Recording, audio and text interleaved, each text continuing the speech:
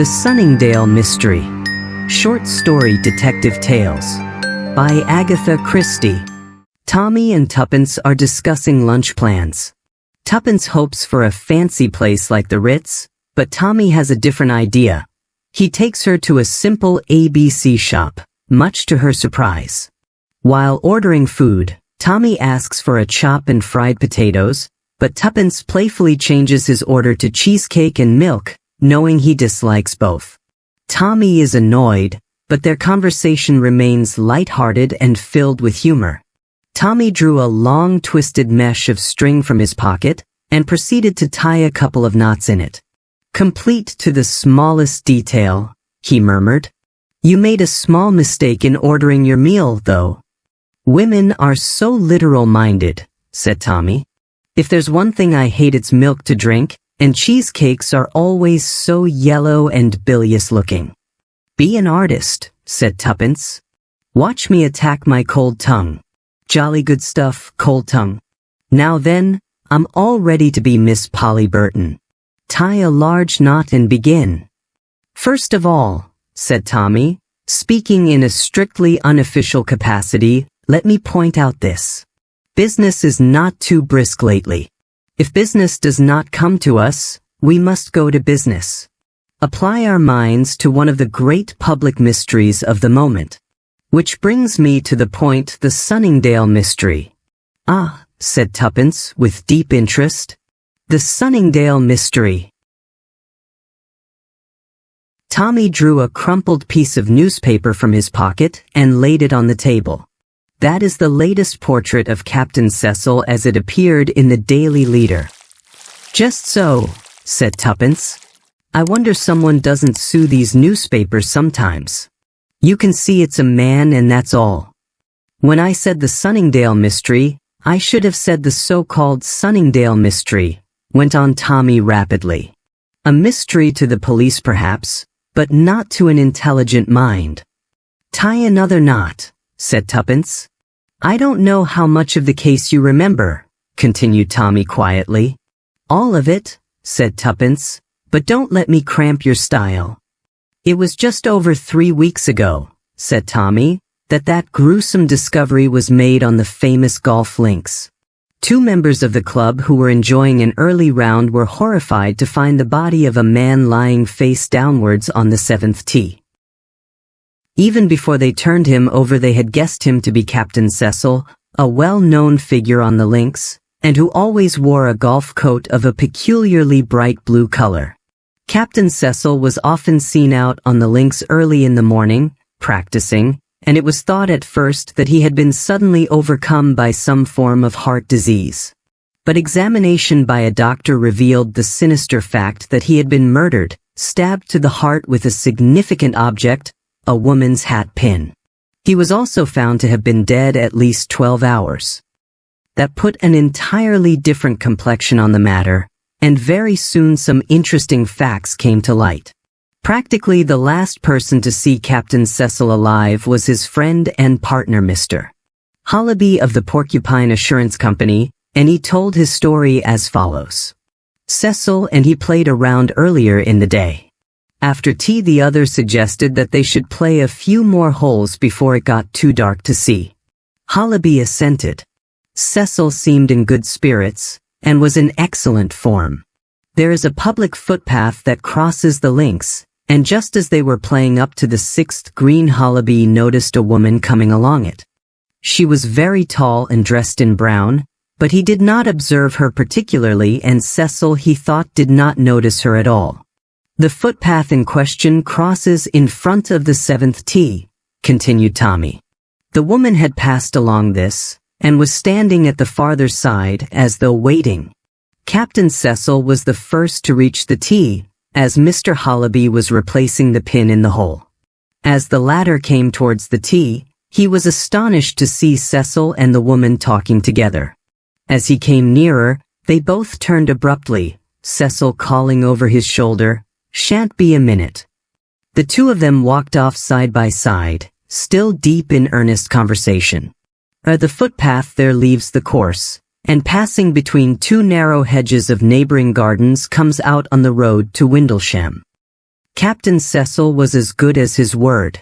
He reappeared within a minute or two, much to Hollyby's satisfaction, as two other players were coming up behind them, and the light was failing rapidly.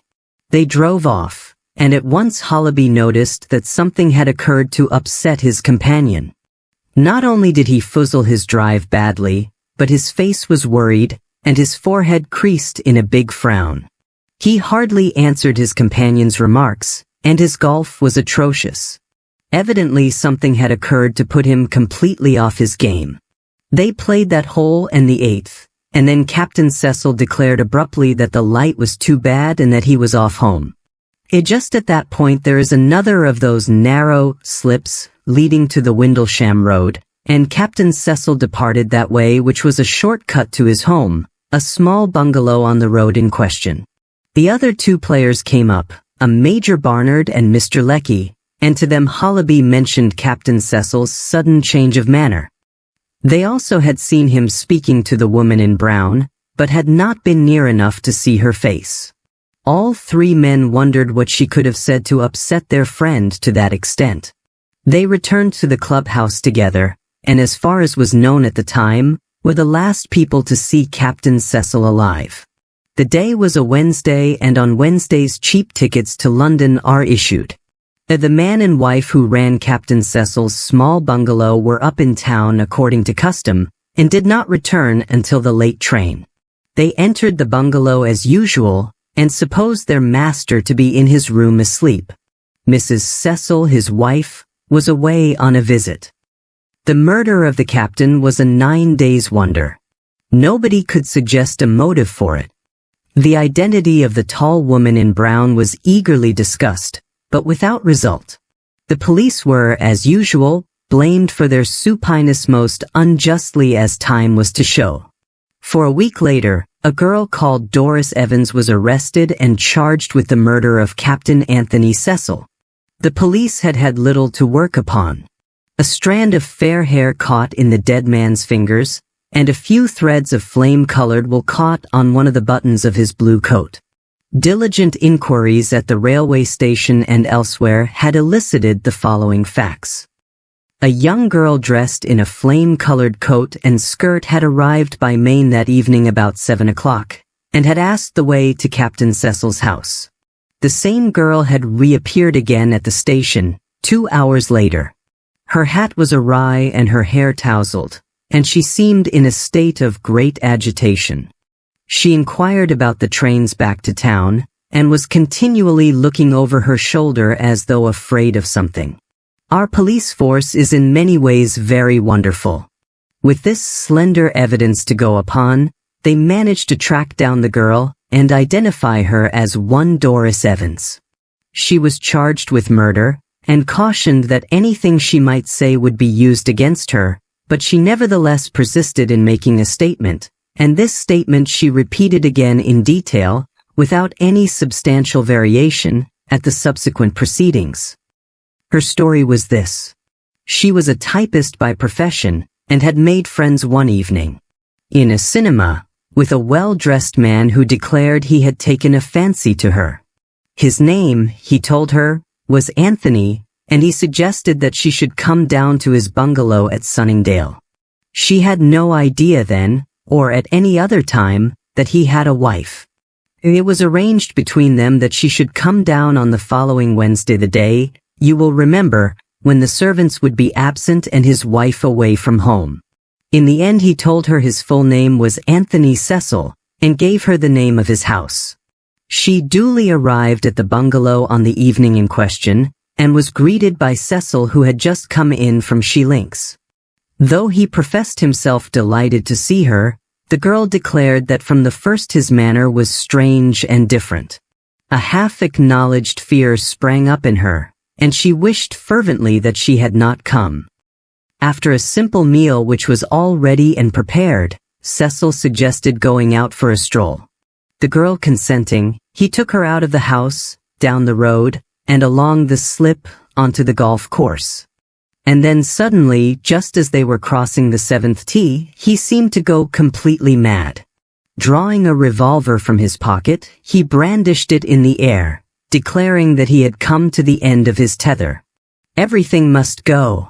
I'm ruined, done for. And you shall go with me. I shall shoot you first, then myself. They will find our bodies here in the morning side by side together in death." And so on, a lot more. He had hold of Doris Evans by the arm, and she, realizing she had to do with a madman, made frantic efforts to free herself, or failing that, to get the revolver away from him. They struggled together, and in that struggle he must have torn out a piece of her hair and got the wool of her coat entangled on a button. Finally, with a desperate effort, she freed herself and ran for her life across the golf links, expecting every minute to be shot down with a revolver bullet.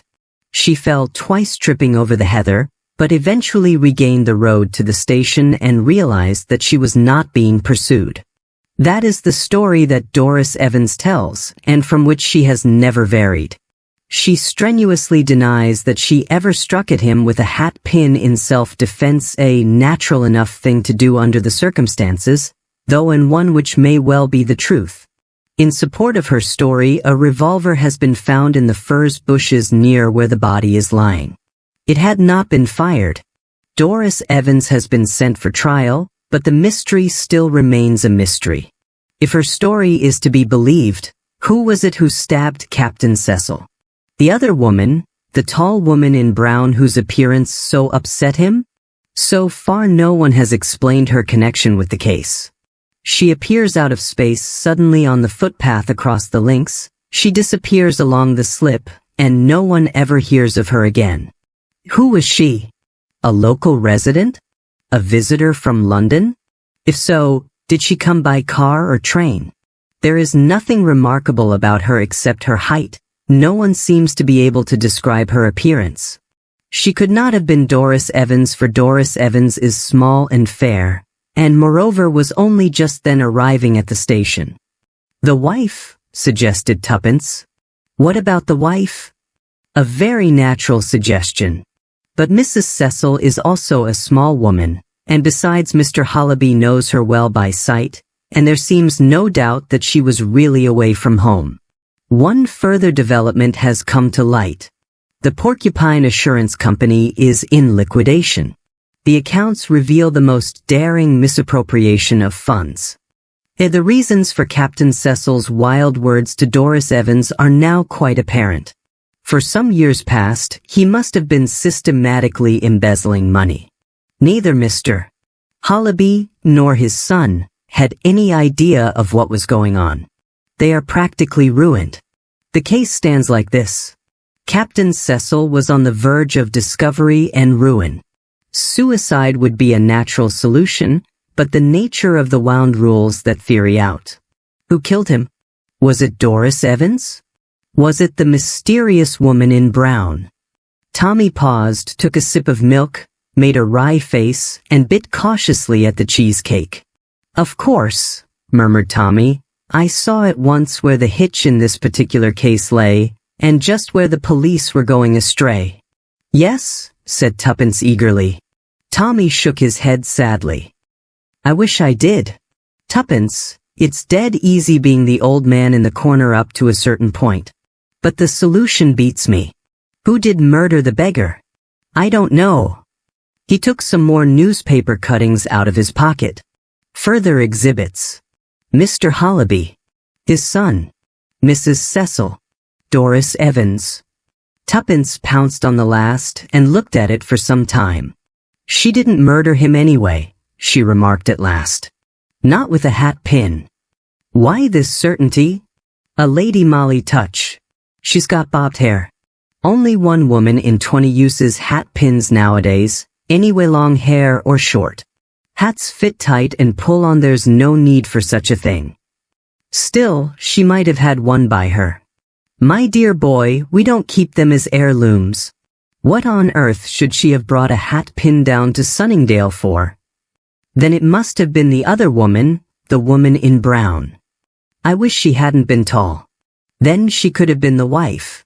I always suspect wives who are away at the time and so couldn't have had anything to do with it. If she found her husband carrying on with that girl, It would be quite natural for her to go for him with a hat pin. I shall have to be careful, I see, remarked Tommy. But Tuppence was deep in thought and refused to be drawn. What were the Cecils like? She asked suddenly. What sort of thing did people say about them? As far as I can make out, they were very popular. He and his wife were supposed to be devoted to one another. That's what makes the business of the girl so odd. It's the last thing you'd have expected of a man like Cecil. He was an ex-soldier, came into a good bit of money, retired and went into this insurance business. The last man in the world, apparently, whom you would have suspected of being a crook. Is it absolutely certain that he was the crook? Couldn't it have been the other two who took the money? The Hollabys? They say they're ruined. They say, perhaps they've got it all in a bank under another name. I put it foolishly, I dare say, but you know what I mean. Suppose they'd been speculating with the money for some time, unbeknownst to Cecil, and lost it all. It might be jolly convenient for them that Cecil died just when he did. Tommy tapped the photograph of Mr. Hollaby Sr. with his fingernail. So you're accusing this respectable gentleman of murdering his friend and partner? You forget that he parted from Cecil on the links in full view of Barnard and Lecky, and spent the evening in the Dormy house. Besides, there's the hat pin. Bother the hat pin, said Tuppence impatiently. That hat pin, you think, points to the crime having been committed by a woman? Naturally. Don't you agree? No. Men are notoriously old-fashioned.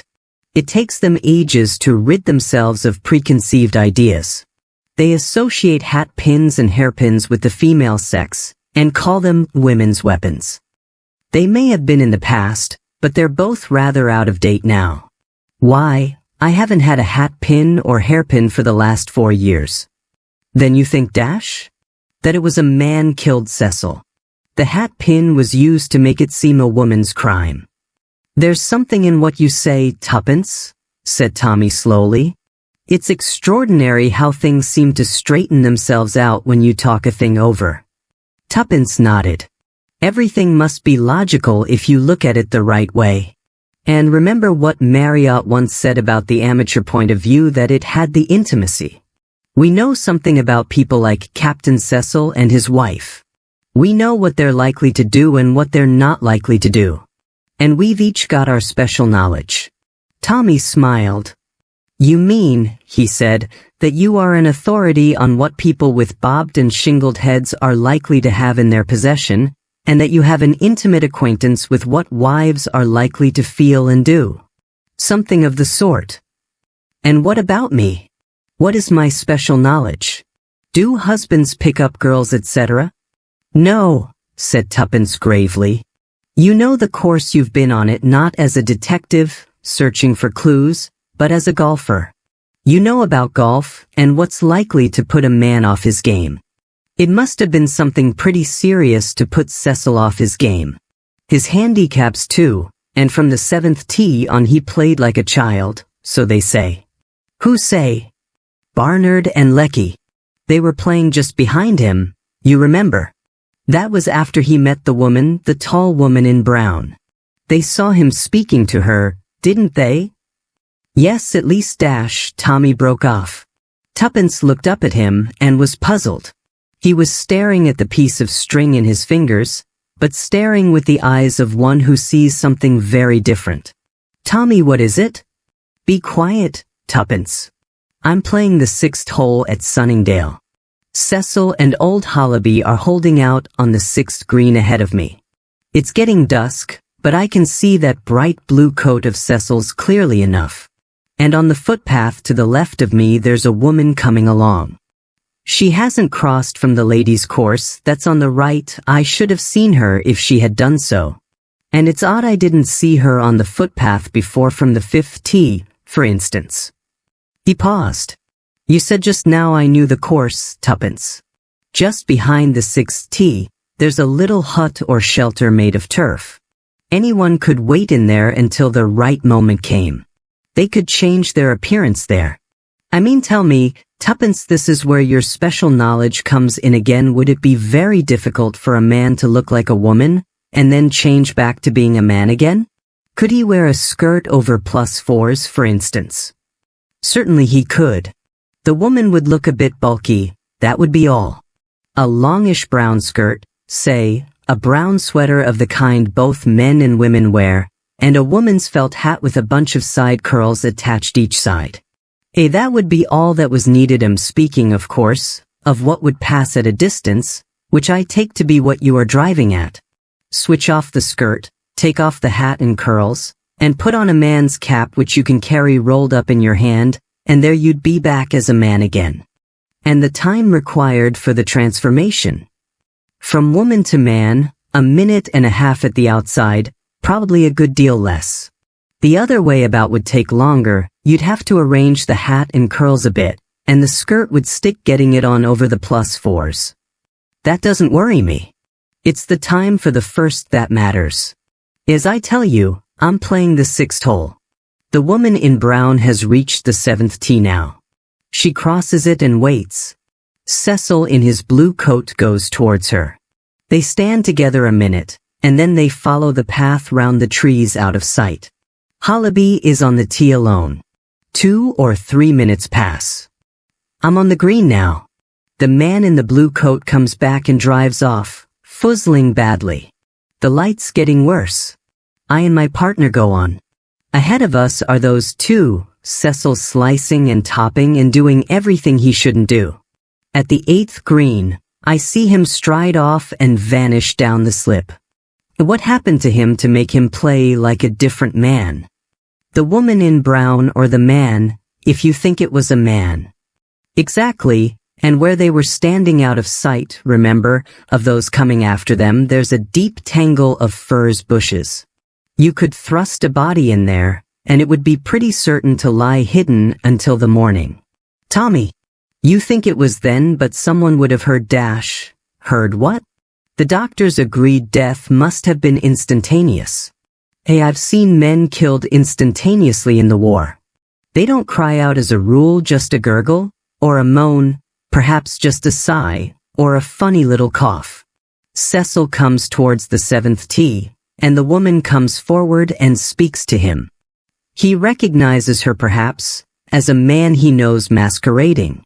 Curious to learn the why and wherefore, he allows himself to be drawn along the footpath out of sight.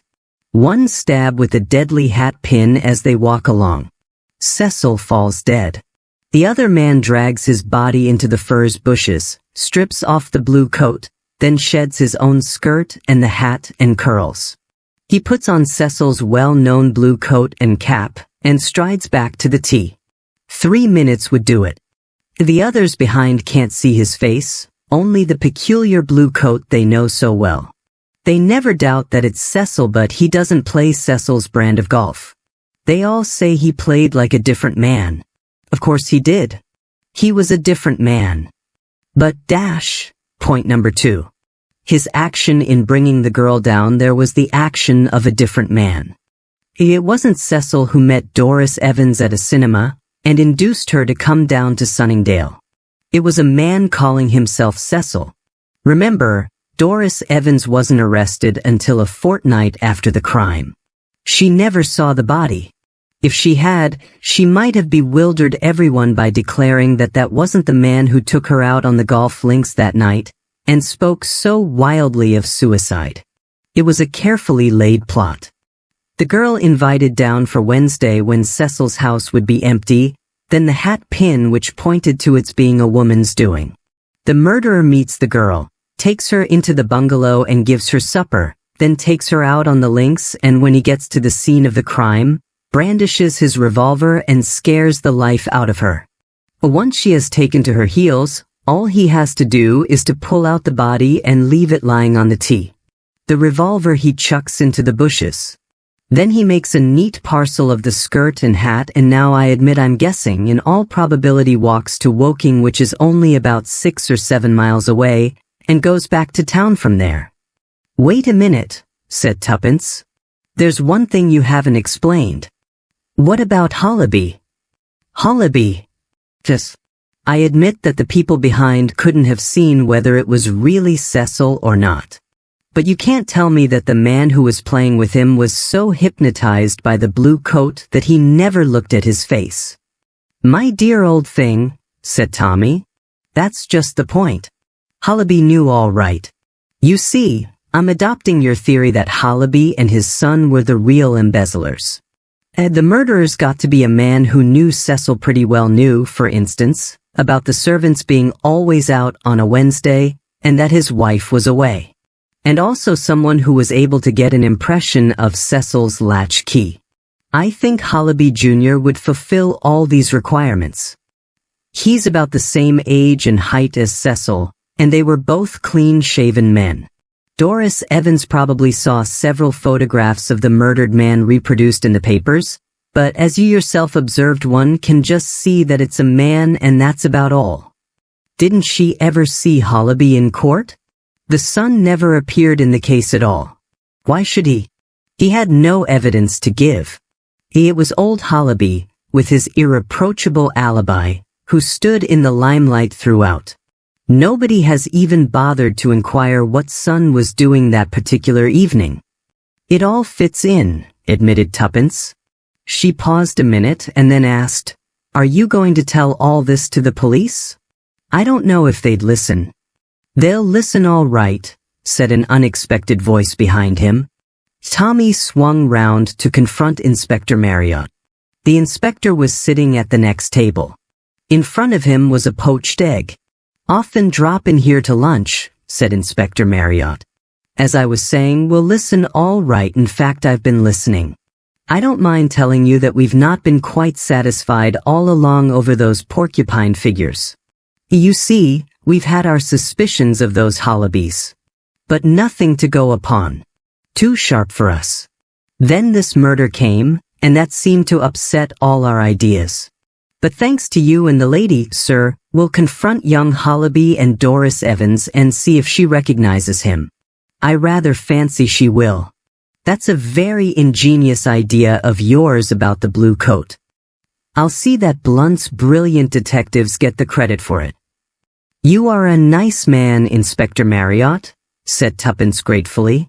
We think a lot of you too at the Yard, replied that stolid gentleman. You'd be surprised. If I may ask you, sir, what's the meaning of that piece of string? Nothing, said Tommy, stuffing it into his pocket. A bad habit of mine. As to the cheesecake and the milk, I'm on a diet. Nervous dyspepsia. Busy men are always martyrs to it. Ah, said the detective. I thought perhaps you'd been reading. It's of no consequence. But the inspector's eyes twinkled.